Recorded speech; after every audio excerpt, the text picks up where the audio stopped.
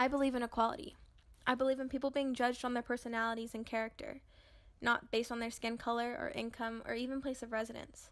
I have a family friend who mentioned to my mother and I her experience at a doctor's appointment for her son.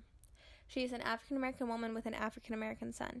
She entered the doctor's office with no greeting, no shaking of hands, no introduction, nothing that's just plain polite and respectful, something that's viewed as a common decency. She told us about how every time she goes to a new pediatrician, dentist, orthodontist, or anything along those lines, she wears a shirt of her children's school to say, "Hey, I'm one of you," which was mind-boggling to my mother and I. The fact that someone is having to explain themselves all because of their skin tone. I would have never thought of that being an issue because of my privilege, because of my white privilege. As much as the world wants to ignore the fact, white privilege is a thing, and a pretty big one at that. You can't just ignore it.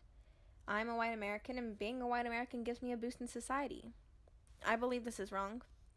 People of color should not have the underhand because of their race. Society has never made me feel as though I should be ashamed of my roots, my white roots. But people of color are constantly being told to be embarrassed or ashamed of something that they had and have no control in. Being told to be ashamed of something they should be proud of. They should be proud of their ethnicity. Being told their natural hair is ugly or looks hood or ratchet. That it's not normal.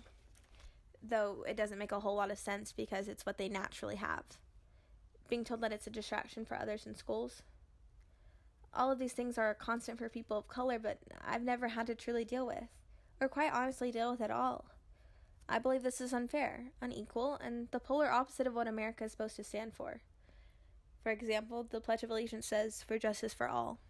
And this is not happening, quite frankly, at all, and when someone attempts to change this fact, they are brought down once again, like the starters of the Black Lives Matter movement. They were named terrorists because of the movement. I believe we all need to contribute for this fight of equality. I believe equality should no longer be a privilege to only whites, but a right for all people, no matter the skin tone, culture, gender, sexual orientation, family background, religion, or place of residence.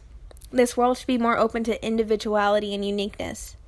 It's no longer the 1950s. I mean, it's 2019 for goodness sakes. I believe in equal representation for everyone.